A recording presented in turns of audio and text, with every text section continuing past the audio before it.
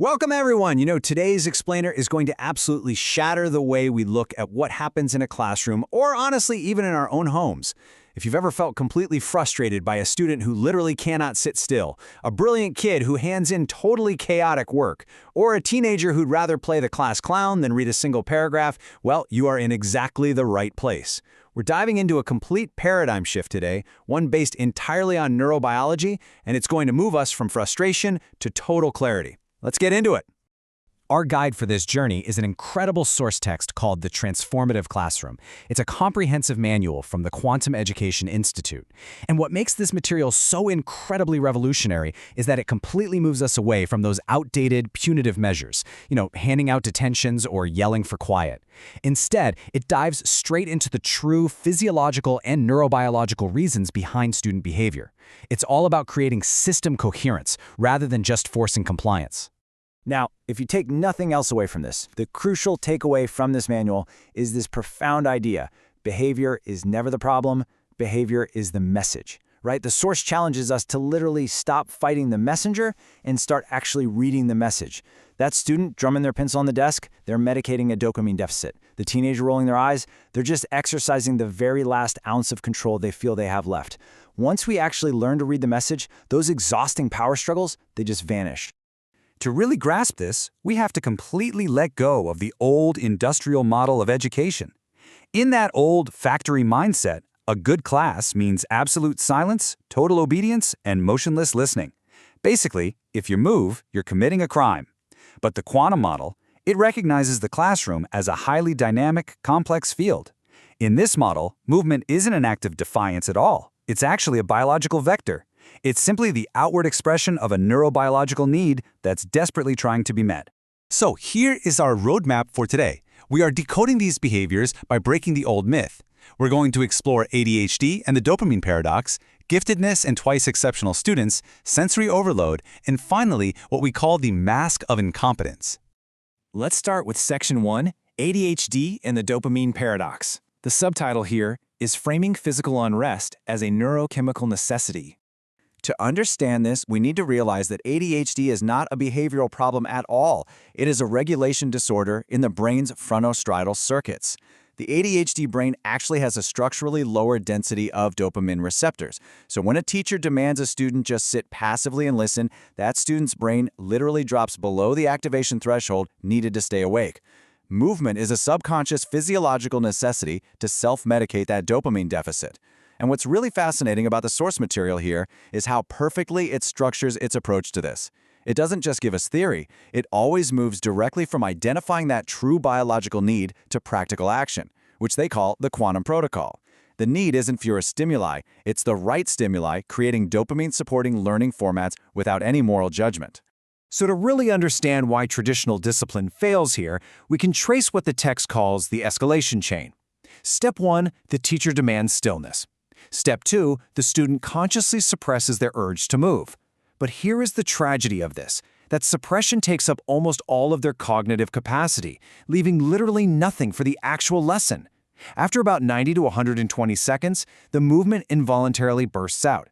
The teacher sees it as a provocation, warns the student's cortisol spikes, which entirely shuts down their prefrontal cortex, and boom, we hit step 5, meltdown or rebellion.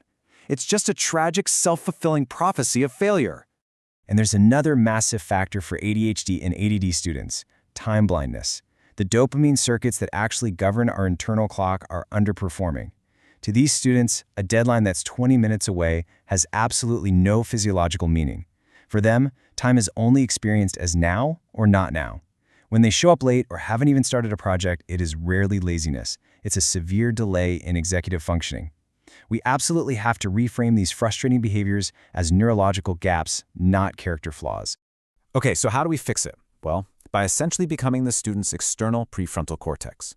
The quantum protocol suggests dopamine scaffolding, which means switching tasks every 8 minutes to provide natural dopamine peaks. We can also use visual externalization, like using a time timer, so the abstract concept of time becomes a visible, shrinking red shape in the room. Then there's the rule of 2. Giving a maximum of 2 tasks at once so their working memory buffer doesn't overflow. And for the dreamy, inattentive ADD student, use soft activation.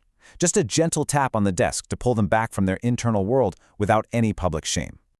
Moving on to Section 2, Giftedness and Twice Exceptional, or 2E.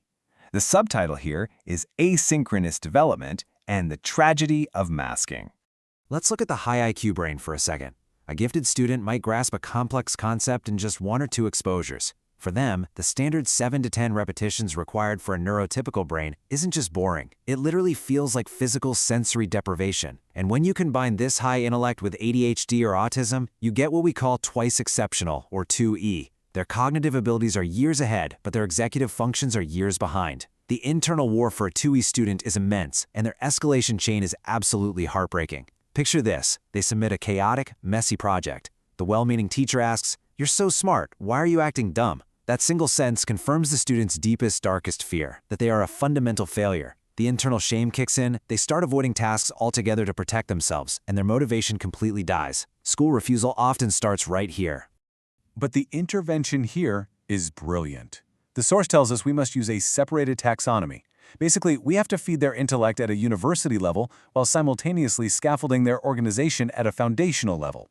You can use the top 5 rule. Let them tackle the 5 hardest problems, and if they ace them, they get to skip the repetition. Allow speech-to-text AI so their brilliant thoughts aren't bottlenecked by slow motor skills or chaotic planning.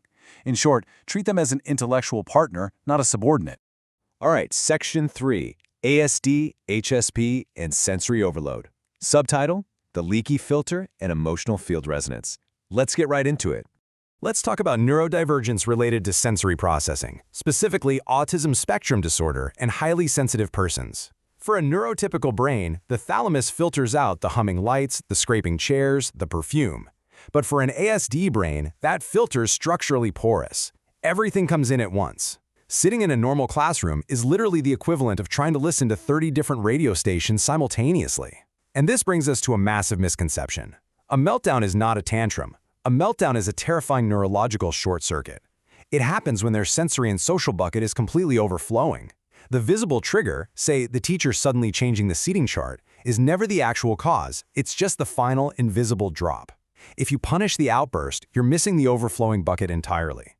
Now, for highly sensitive persons, or HSPs, the overload is often emotional. They are the canary in the coal mine. Their brains actually show increased activity in the insula and mirror neuron system. They literally absorb the unexpressed stress of the teacher or the hidden conflict between classmates as their own physical pain. We're talking headaches, stomach aches, sudden crying. They aren't acting out. They are providing incredibly accurate, real-time feedback on the energy in the room. So to protect these students, we need extreme predictability. We can provide a fixed anchor, which is just a predictable seat at the edge of the room. We should allow stimulus dampening, like noise-canceling headphones, no questions asked. For HSPs, the protocol suggests radical authenticity. If you, as a teacher, are stressed, just say it. Hey, I'm feeling rushed today. It has nothing to do with you. Finally, give them a discreet timeout pass so they have the agency to step out of the room before that short circuit ever happens. And that brings us to Section 4, The Mask of Incompetence. Subtitle: Cognitive Overload and the Fear of Social Death. Let's decode one of the most misunderstood profiles out there: the class clown, the rebel, the student who just refuses to work. For a teenager, social status among peers is literally an evolutionary survival mechanism. Brain scans actually show that social rejection activates the exact same brain regions as physical pain. So what happens when a student has fundamental gaps in their knowledge and is faced with a task they simply cannot do? They make a heartbreaking, subconscious trade-off. The source puts it perfectly: better to be punished for behavior you choose than humiliated for an inability that happens to you. To a struggling teenager, getting detention for throwing a paper airplane is an absolute status boost. But being outed in front of the whole class as dumb, that is social death. Their disruptive behavior is just a perfectly orchestrated lightning rod to hide their academic shame. You can see exactly how traditional correction completely backfires here. The task starts, and the student disrupts to create a diversion. The teacher responds by publicly shaming them, saying something like, "You're laughing, but you don't even know what this equation means." Well, the teacher just hit their deepest existential fear. To save face, the student has to double down. They explode, they storm out.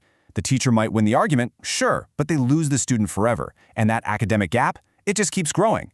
Fortunately, the quantum protocol gives us the exact blueprint to melt this mask away. First, normalize choice with the 3-level staircase. Everyone starts at bronze, so no one can tell who is actually struggling. Second, engage in silent gap repair. Find out exactly what foundational knowledge is missing and fix it discreetly. Also, pre-teach key vocabulary before they read a dense text to lower their cognitive load. And finally, use dual coding. Always pair abstract concepts with visuals so the brain doesn't short-circuit trying to decode complex academic language. And that brings us to the ultimate question we really have to ask ourselves. Are we still trying to manage compliance, endlessly forcing round pegs into the square holes of the industrial model, or are we finally ready to decode the message?